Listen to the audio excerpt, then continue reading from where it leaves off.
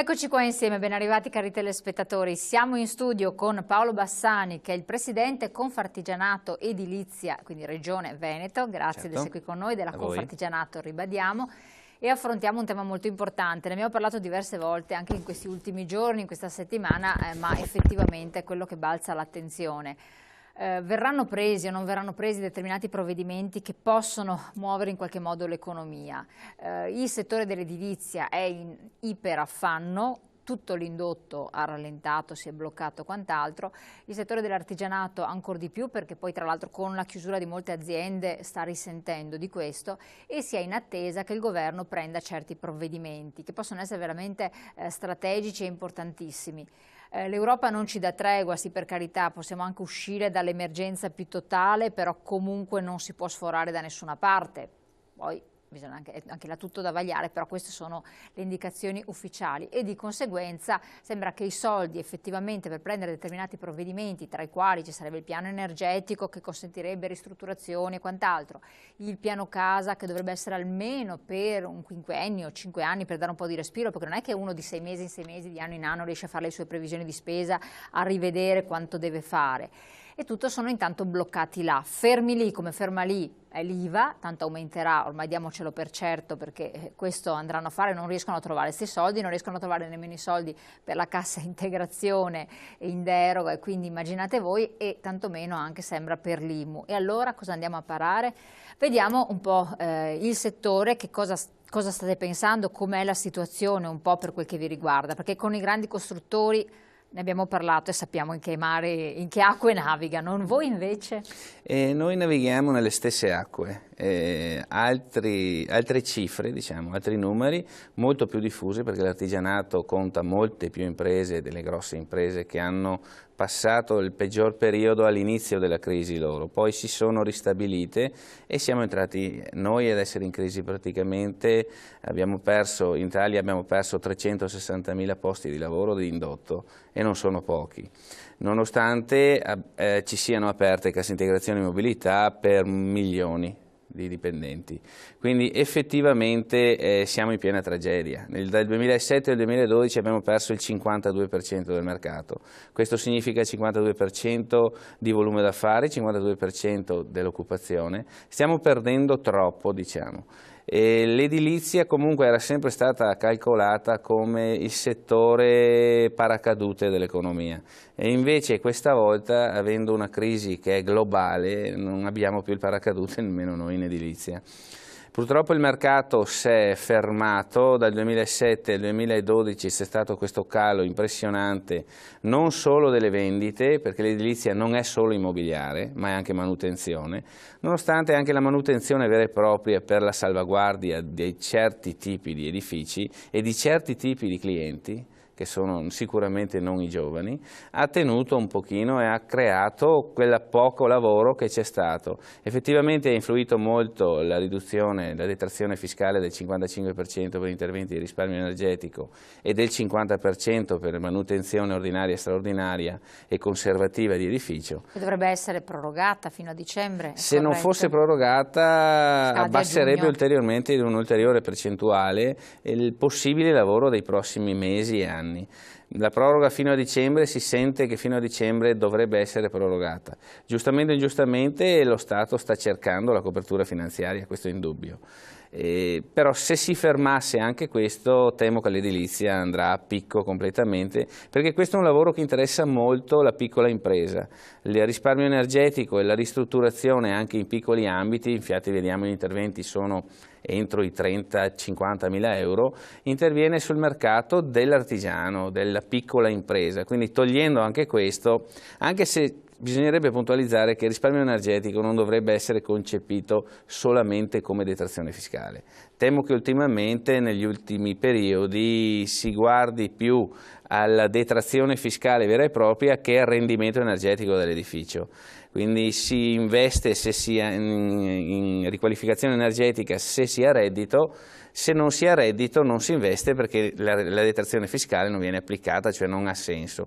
Questo è un po' un problema che lo Stato dovrebbe prendere in considerazione per il fatto che abbiamo il 20-20-20, lo sappiamo tutti, che entro il 2020 dovremmo arrivare al 20% in meno di emissione di CO2, al 20% Ma sembrano cose molto lontane. Non sono lontane. Sembrano veramente, perché non ce n'è la percezione concreta. Dopo ci troviamo come sempre l'Italia in sanzione e quant'altro. Infatti leggevo proprio ieri, sarà una cosa assurda perché con il 2020 tutti siamo convinti che entro quella data, il 2018 per gli edifici pubblici, avremo un ambiente migliore, avremo edifici che automaticamente automaticamente. Però attenzione che esistono, come esistono già ora i certificati bianchi, esisteranno i crediti, cioè esisterà qualcuno, qualche paese o qualche zona che comprerà i crediti di troppa energia alternativa da qualche altro paese e compenserà, cioè si comporterà ugualmente come sta facendo ora e comprerà il diritto da un'altra nazione che magari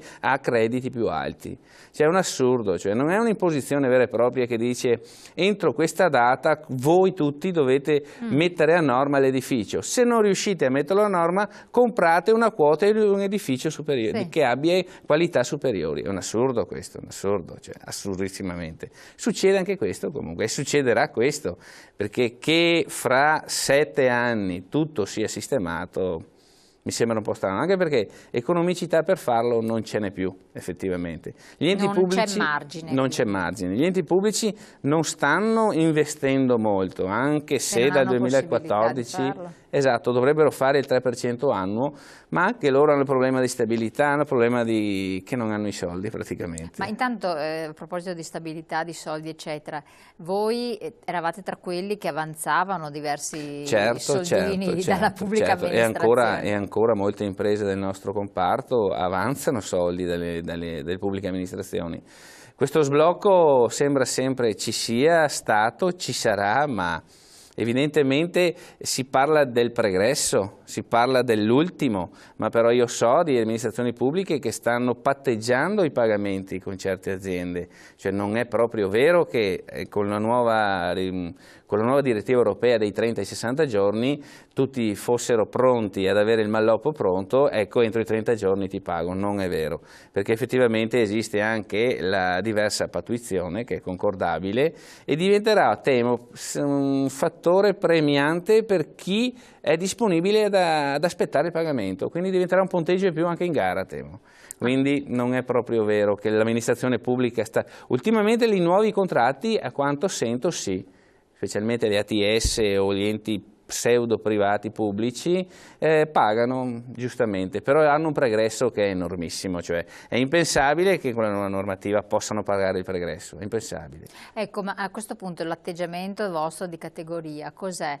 Vi tirate indietro quando viene richiesto un intervento, magari un comune deve fare una ristrutturazione, sto pensando al discorso delle strade che adesso sono più buchi che altro, che poi anche lì un boomerang, perché se i comuni non intervengono o le province o di chi sono le competenze, i cittadini hanno dei danni alle macchine o si fanno male, fanno causa, abbiamo visto l'aumento delle cause pazzesche. D'altro canto è un modo anche per i cittadini per recuperare soldi, far liquidità. È un boomerang, cioè liquidità, il nostro è un sistema pazzesco che esiste solo qui, però funziona così. E voi aziende come vi comportate? Beh, effettivamente fino al 2005-2004 c'era il tentativo di moltissime imprese, anche a livello artigianale, di entrare nel mercato del pubblico, cioè dell'opera pubblica. Poi c'è stato questo periodo di mancati pagamenti e di ribassi oltremodo, e quindi tante aziende hanno proprio lasciato perdere il mercato del pubblico, anzi hanno lasciato andare anche le attestazioni che avevano, perché effettivamente non ritenevano più remunerativo quel tipo di lavoro. È pur vero però che parte del lavoro, ridotto al 50%, che è questo, perché gli appalti pubblici sono ridotti enormemente, ora c'è una piccola ripresina dell'appalto pubblico per esigenze che ha detto lei, cioè se dopo un certo periodo non si fanno interventi, arriva il punto che l'intervento bisogna farlo, questo è indubbio. Adesso sta riprendendo leggermente il lavoro pubblico, però effettivamente tante aziende a livello artigianale se n'erano uscite da questo comparto. Tentano di rientrare magari in forma consortile per ridistribuire magari le spese e si sente che stanno giocando su qualche appalto. Però c'è sempre il timore del pagamento, questo è sicuro, e anche i ribassi ultimamente e anche negli ultimi 2 o 3 anni sono troppo alti. Effettivamente è remunerativo se si ha un'organizzazione d'impresa fatta molto bene, quindi si va ad arrivare quasi a un sistema industriale per riuscire a essere competitivi. Cioè, spiegamolo bene, perché qui si tratta di quello che se ne parlava anni fa, un salto di qualità. Certamente, doveva essere fatto. Certamente. Cioè che cosa sta succedendo? Il piccolo è bello fino a un certo punto, non è più valido in certi mercati il piccolo. L'insieme di piccoli riesce a varcare nuovi mercati. Il piccolo di per sé deve avere una struttura come un grande, effettivamente. Questo vale sia per i mercati italiani e esteri, sia per certi tipi di mercati. Ma come fa a reggersi se i grandi stiamo vedendo che hanno obiettive difficoltà perché non riescono a mantenere il loro sistema in piedi? Sì, hanno sistemi pesanti, esatto, costosi. Questo è il problema. Cioè il grande crolla sì. e di conseguenza lascia a casa dipendenti, collaboratori, non riesce neanche a reggere 2 amministrativi, per fare l'esempio, certo, che servono per espletare tutte le pratiche richieste burocratiche assurde. Il piccolo molte volte sopravvive perché è molto molto leggero, leggerissimo, sì, cioè vale sì. di collaborazioni quando servono, sì. però non è adatto al sistema che si sta incardinando. Deve forse formalizzare questa unione che diceva lei, cioè il piccolo si mette assieme a un altro piccolo, magari a un medio, per fare un tipo di attività. Cioè risultare anche all'esterno che apparentemente grosso in realtà è esattamente, in realtà sono fatti da tanti satelliti che comunque hanno il principio del minor costo, questo è indubbio, perché riescono a operare fra loro cercando sinergie che non sono dettate da un subappalto, che non sono dettate da una ditta che conduce l'appalto e poi deve comunque ridistribuire il lavoro, ma come appaltatore verso subappaltatore, cioè creare proprio sinergia. Ognuno fa quello che deve fare per il proprio compito e per la propria parte, quindi interviene molto meno il problema del subappalto dove ci deve essere il ricarico e comunque l'unica figura che compare è l'appaltatore vero e proprio.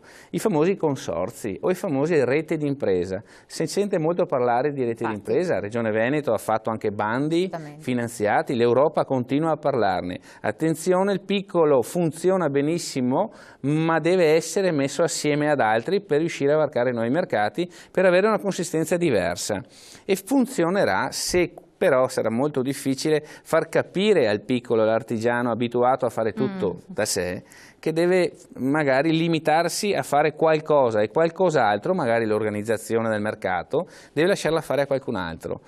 Fatto questo, allora funzionerà benissimo, perché la rete d'impresa mette insieme saperi diversi con un unico scopo, non con lo scopo di sovrastare il sapere di un altro per interessi economici. Assolutamente. Quindi si creerà sicuramente futuro. Le reti saranno il futuro, perché sono ben viste ovunque le reti d'impresa e sono pure anche finanziate, progetti di rete sono finanziati. Diciamo che è l'evoluzione dei consorzi, l'evoluzione delle unioni, perché l'unione è fatta sì per andare in un altro mercato, ma per uno scopo meramente economico o opportunistico. La rete mette insieme molti saperi e, come diceva lei, le grosse imprese, secondo me, se le reti funzioneranno, vedranno dentro alle reti fonti di sapere anche loro effettivamente, perché tanti lavori si stanno perdendo effettivamente, l'artigianato minuto si sta perdendo. Che in realtà è il nostro patrimonio. Perché non riesce a sostenersi in un mercato globale. Però per riuscire a sostenere il mercato piccolo, il piccolo imprenditore che ha certi saperi nel mercato globale, bisogna creare una rete attorno, cioè tutti aiutano i vari sistemi di rete a partecipare ad un grosso mercato, perché questo è indubbio. Ecco, ma detto questo come modalità operativa, poi tecnicamente bisogna che qualcuno abbia esigenze di farvi lavorare, che quindi si muovono. E questo è l'altro aspetto. Invece ci troviamo una situazione in cui si è accantonato il discorso dell'IVA, si aumenta l'IVA di un punto, per carità può sembrare poca cosa, in realtà è molta cosa. È molta cosa, moltissima cosa, anche perché poi è tutto un sistema psicologico che si innesca, certo. di cui mi sembra assurdo, ma ai nostri politici non ne tengono conto, come non l'hanno fatto i politici tecnici, diciamo i nostri tecnici che dovevano, non si rendevano conto di un boomerang che innescavano, così adesso si rischia questo, perché le persone automaticamente hanno ancora più paura di spendere. Certo. E lo stesso quindi vale per certi, abbiamo avuto l'aumento della 2 cifre in percentuale dell'energia. Sì. E le aziende purtroppo ne risentono, voi credo che siate una tra le categorie maggiormente coinvolte, siamo il primo paese a questo punto in Europa. Anche questo abbiamo un primato che di non andare fieri di questo primato, abbiamo il primato dei costi effettivamente. Poi non si è toccato, come invece si sperava, il discorso dell'IMU su capannoni. Questo no, effettivamente diventa tragico, specialmente i problemi di liquidità che le aziende ora hanno, dover pagare l'affitto del proprio capannone, perché è un affitto vero e proprio, anzi molto alto, crea problemi di liquidità ulteriore, quindi qualcuno penserà bene se riuscirà a sostenere questo ulteriore bisogno di liquidità. È una cosa assurdissima tutto sommato, però lo Stato cerca di crearsi liquidità per far sì, per pagare le casse integrazioni, per pagare le mobilità, per coprire magari il 50% se viene rinnovato, il 55%, questa detrazione fiscale deve essere coperta, cercano coperture ovunque. Il vostro sindaco di Padova, ora che è Ministro dello Sviluppo, sta in tutti i modi cercando queste coperture finanziarie per il 50% per esempio. Ma temo che sarà un problema enorme perché togliere liquidità all'impresa, ora come ora, significa farla chiudere. Infatti c'è questo la liquidità che gli serve, perché le banche assolutamente non sono partner dell'impresa ora come ora e come negli ultimi anni. Effettivamente non c'è stata mai la spinta anche politica di obbligare le banche. Però io le chiedo una cosa un po' magari utopica, una boutade. Se però voi foste tutti uniti, voi artigiani, imprenditori, eccetera, questo dico. Ha ragione. E a un certo punto vi fate forti della vostra unità e chiedete, come hanno fatto gli enti pubblici, c'è stato, io facevo l'ente pubblico, provincia di Padova ha interpellato la propria banca, era la Cassa di risparmio del Veneto, per chiedere il mutuo agevolato. Ecco, aveva interesse la Cassa di risparmio del Veneto a concedere un mutuo agevolato? Tutto sommato sì, perché aveva tanti bei soldini della provincia di Padova, annessi e connessi, per cui ho detto, ma forse mi conviene, tanto più che acquisisco nuovi correntisti che poi dovranno fare il mutuo con me. Ed è successo questo. Se voi fate capo a un'unica banca a cui i vari imprenditori chiedono dei finanziamenti e da questo punto di vista forti del massa, la banca dice no, io a te non concedo, e tutti togliete quindi i vostri conti, i vostri appoggi su quella banca, andate da un'altra e fate lo stesso. Il gioco di massa è molto critico, perché a un certo punto una banca che perde i propri correntisti, e perdere un correntista, lei come imprenditore, non è che io perdo lei e tutta la categoria, con tutta la famiglia, con tutti i parenti, tutti gli annessi e connessi. Cambiano le cose, cioè bisogna fare forse dei movimenti critici, tra virgolette, secondo me, che però implicano molta unione, molta coesione e molta decisione anche. Non fanno male a nessuno, per carità, però forse si scuote qualche cosa. La famosa consapevolezza del sistema, cioè, effettivamente le potenzialità, enormi potenzialità anche di discussione, e non si riescono a far valere, questo è vero. Confrontarsi con una sola banca diventa un po' un problema, perché Confartigianato è a livello nazionale, quindi diventa anche quasi una sorta di concorrenza, quindi effettivamente questo forse no, ma far massa critica, come dice lei, sicuramente sì. E il fatto è che tutti ne parlano, tutti dicono cosa bisognerebbe fare, e nessuno si alza e comincia a correre e tutti gli vanno appresso. Effettivamente manca questa consapevolezza che il sistema, effettivamente Confartigianato, 700.000 imprese in Italia. Bravissimo, 700, che io dico sempre, attenzione, 700.000 imprese di Confartigianato, quelle degli industriali, eccetera, fanno tutti quei soldi, cittadini che mantengono insieme quel sistema che sta facendo il nostro male, perché quelli che ci governano e tutto l'apparato burocratico che è lì grazie ai nostri soldi. Cioè, anzi, sono al nostro servizio ma non fanno il nostro servizio. Viene da pensare anche che nell'ultimo periodo, cioè l'economia noi la sosteniamo per sostenere lo Stato. Assolutamente, ma alla fine è questo. Fatta questa riflessione, pensateci, riflettete, pubblicità, torniamo insieme tra poco. Sì, purtroppo.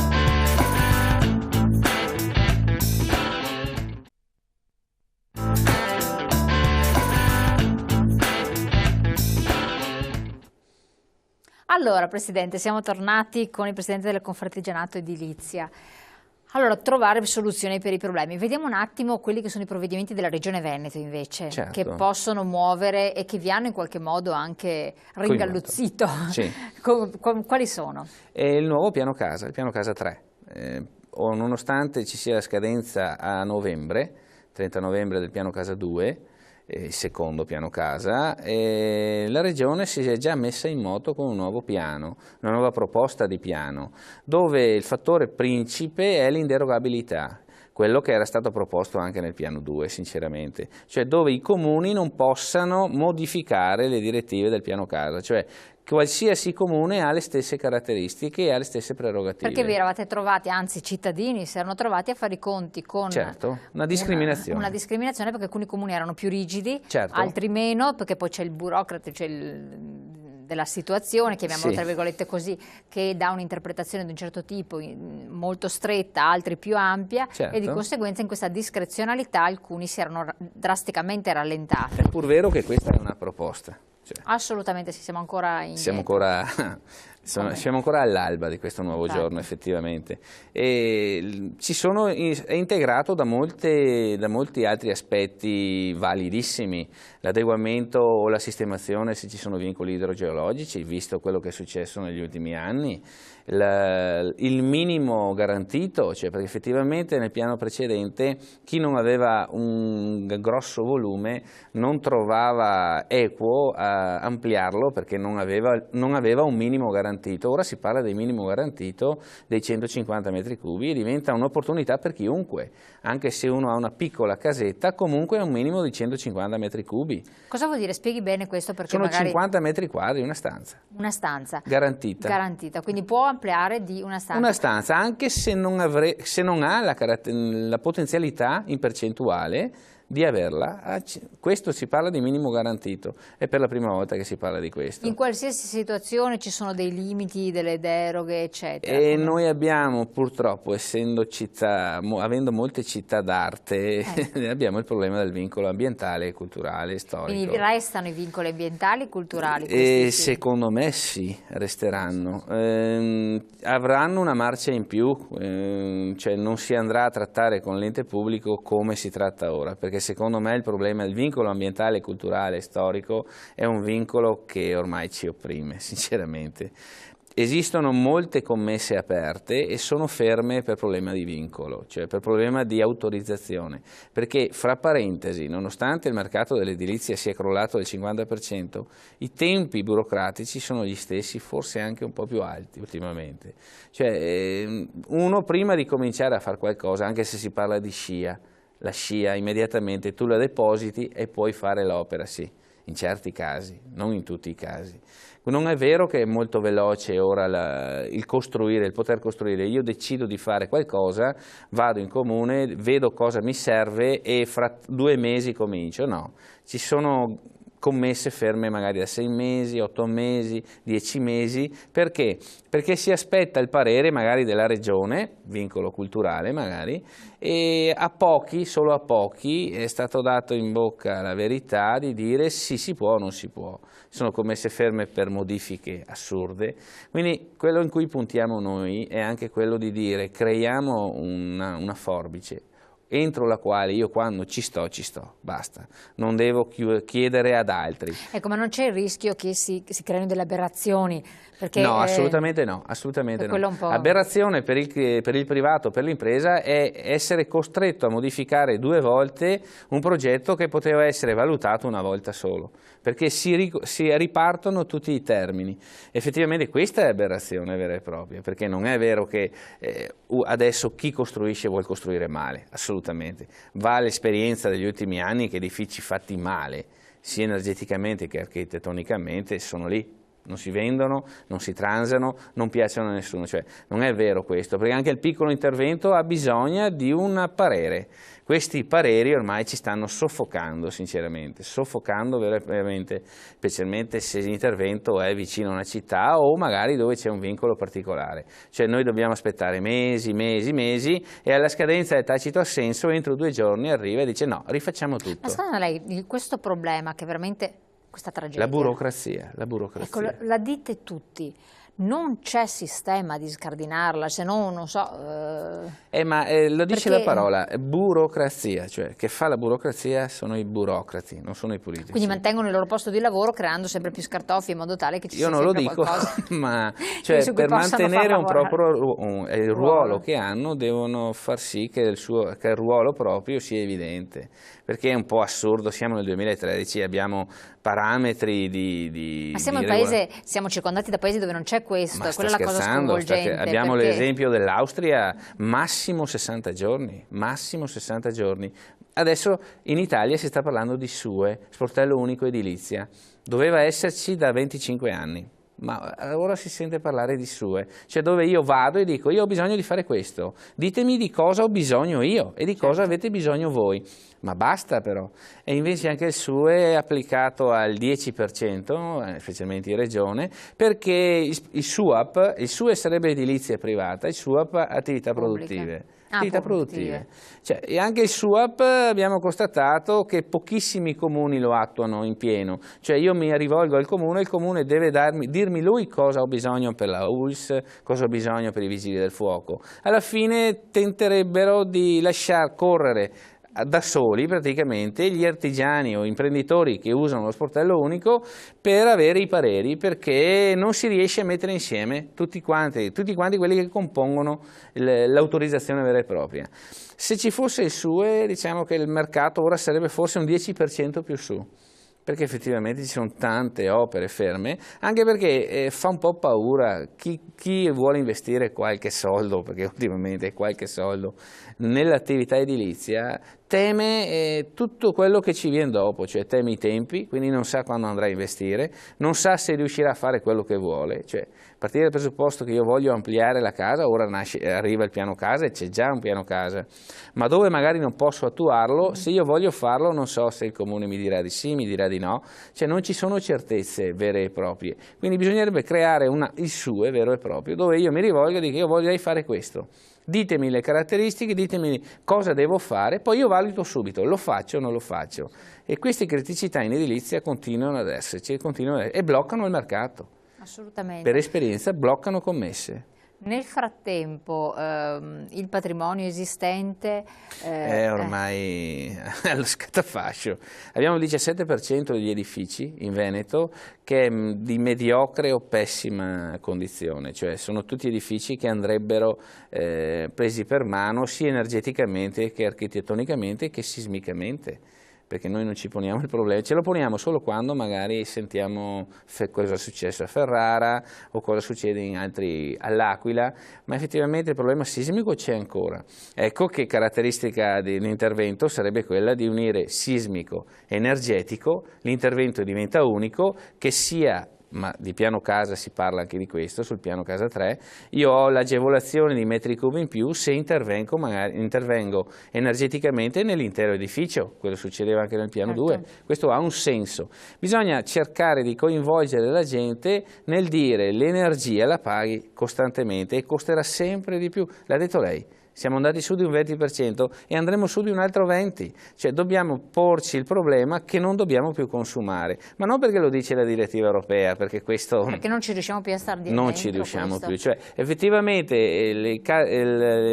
l'edilizia popolare ha un problema enormissimo ora, che è quale? Se io pago l'affitto dell'appartamento in edilizia popolare non ho più i soldi per pagare l'energia, perché effettivamente sono ambienti e sono condomini o case che sono state fatte prima del 91, quando non esisteva la legge 10, effettivamente nessuno aveva mai posto il problema dell'energia. E adesso invece il problema energetico diventa enorme, perché cosa costa per una casa scaldarsi o raffrescarsi? Molti soldi in un anno, se non ha caratteristiche di risparmio energetico. Ecco, però si sta, a parte io vedo per sporadiche iniziative, tra l'altro noi abbiamo anche un'azienda che viene da noi, che ci tiene anche a fare questo tipo di attività, che ha trovato delle partnership istituzionali importanti, che crede in questo, sì, fa investimenti, stimola, eccetera. Questo è il mercato attuale. Però è assurdo che sia l'azienda privata che si sobbarca questi oneri. Assurdo. Poi per carità raccoglie quello che riesce a raccogliere, è brava anche a raccogliere dove riesce, ma è privato. Dovrebbe essere il sistema, forse anche io dico la Confartigianato settore edile che stimola i propri lance costruttori edili, dall'altro che stimola tutto un sistema che si muove, non che troviamo singoli cartelli, classe energetica A, gli altri silenti che già sai che saranno ben che ti vada in B, ben che ti vada,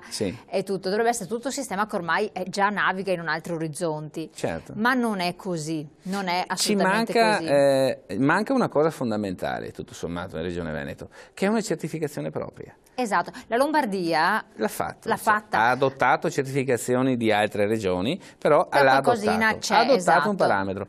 Veneto lo sta facendo, tramite Veneto Innovazione, sta creando una certificazione che sia autoctona, perché c'è da dire anche questo, che importare certificazioni magari dall'Alto Adige... No, ma non vale nulla assolutamente, perché poi ci sono parametri diversi. Ma ci vuole diversi. un parametro, anche perché nasce un problemone, cioè se non esiste una certificazione referenziata a livello regionale... Valutazione, perché sono si chiamano anche più certificazioni, una valutazione, come se si vuole chiamare. Però io com'è che faccio a parametrare l'edificio che sto costruendo o ristrutturando, se sarà in tale situazione o un'altra situazione? Classe A, va bene, classe A energeticamente... Lì è Casa Clima che l'ha portata. Sì, ma Casa Clima ha un parametro che è suo, per l'amor di Dio. Tante regioni l'hanno adottato. Io farei un parametro che prende dei vari parametri di altre regioni, quello che può essere trasportato qui nella Regione Veneto. No, ma poi tra le altre cose, entrando nel merito specifico delle abitazioni, visto che lei è settore casa, io sto a pensare, una regione come la nostra, che quest'anno è stata piovosissima, abbiamo un'umidità, e continua ad esserlo, senza speranze, oppure abbiamo annate tipo quella scorsa, secchissime, che non si vede manco una goccia d'acqua, e quindi andiamo a questi paradossi, a situazioni completamente diverse da altre realtà in altre zone, per cui effettivamente nel costruire bisogna pensare a delle situazioni che facciano fronte a questi estremi. C'è una parolona che si sente nominare ultimamente, che è la georazionalizzazione dell'edificio, cioè una classe A Bolzano portata qua ha altri problemi. Assolutamente. Per questo la Regione adesso sta creando qualcosa di proprio, utilizzando magari certificazioni esistenti, parametri o sistemi di certificazione esistenti, ma rapportandole al Veneto vero e proprio, perché se andiamo dal Bellunese, che è sempre Veneto, al Rovigotto, che è sempre Veneto, cambia totalmente. La certificazione deve tener conto anche di questo, creare un parametro. Io sto su quel parametro, ho un edificio che vale, ma vale anche a livello economico, cioè anche queste banche che non finanziano, cioè avere un edificio che è garantista di investimento, perché effettivamente il valore ci sarà anche tra 50 anni o tra 20 anni, creerà un nuovo mercato, effettivamente quello che non è successo negli ultimi periodi. Assolutamente, questo è importantissimo. La interrompo un attimo, pubblicità, poi torniamo insieme.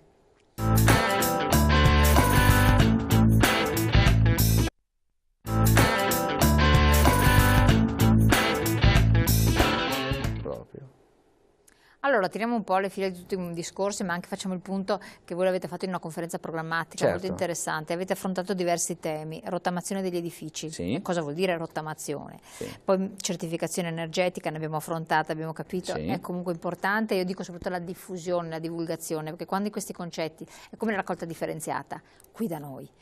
Ormai fa parte della nostra cultura, ci siamo cresciuti, la sappiamo, e almeno viene spontaneo che la carta, anche meno la butti per terra, ma non la butti nell'umido, ma ti viene da buttarla tra la carta.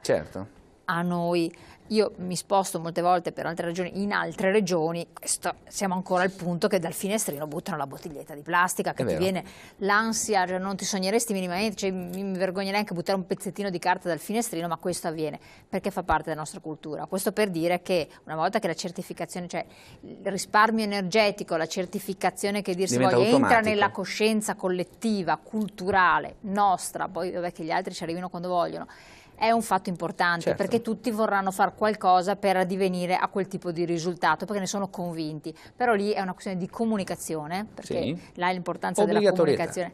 Obbligatorietà, qualche regione l'ha reso obbligatorio. Sì, per carità, obbligatorietà, però adesso in questo momento poi poco da obbligare, perché non c'è trippa per gatti.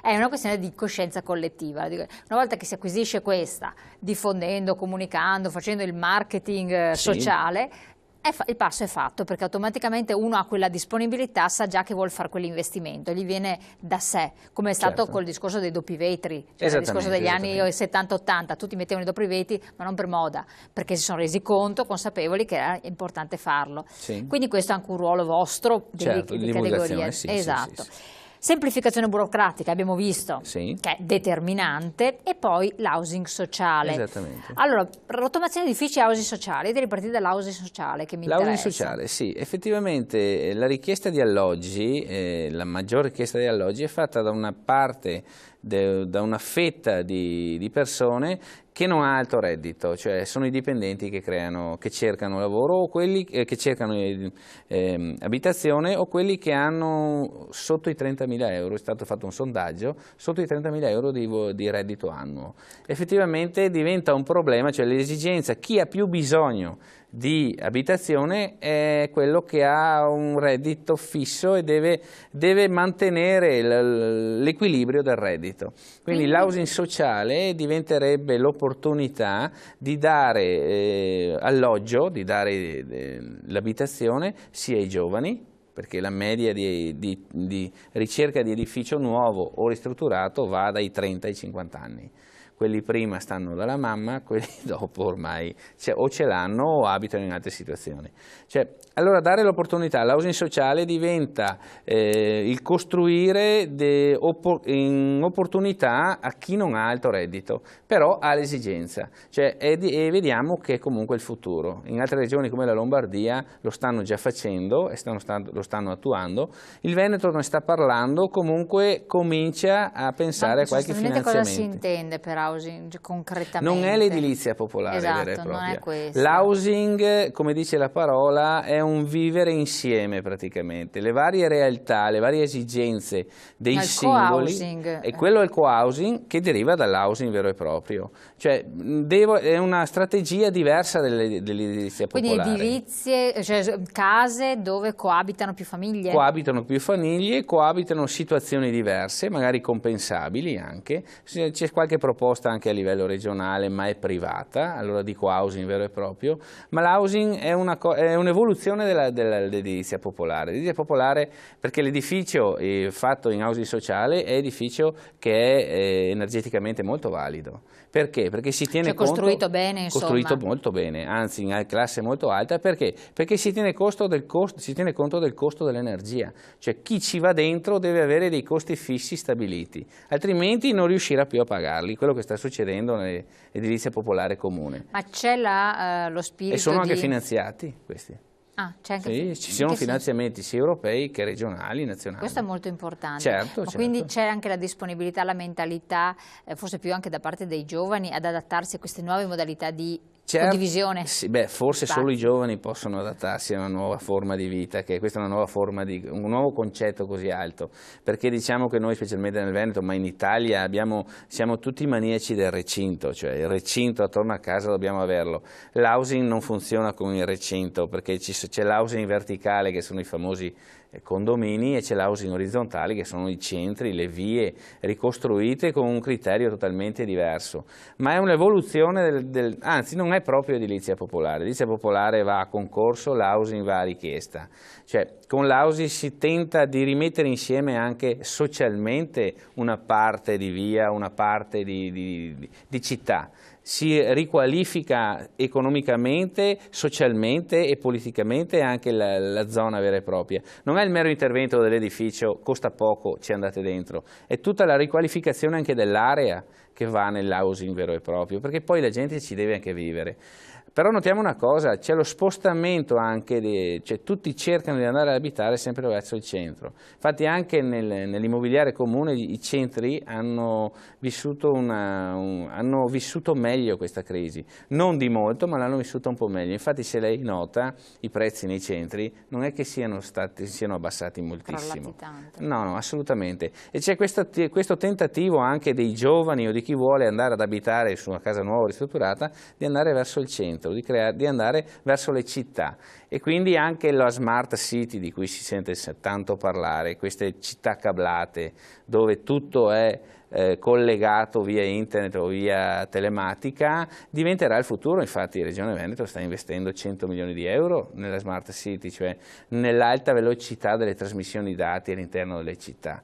Quindi l'investimento pubblico c'è, ha una direzione che è questa, smart city, housing sociale, e dobbiamo cavalcare anche queste, indubbiamente. La rottamazione degli edifici è la complementarietà di questi nuovi interventi. Invece magari che costruire ex novo, altra cementificazione selvaggia, ristrutturiamo, rottamiamo, abbattiamo quello che è vecchio, eccetera, su questo, sulle ceneri. Adesso la Regione Veneto sta proponendo addirittura il saldo zero, cioè per un nuovo metro cubo bisogna disfarsene di uno vecchio. Beh, certo, ma sarebbe anche congrua questa cosa, assolutamente.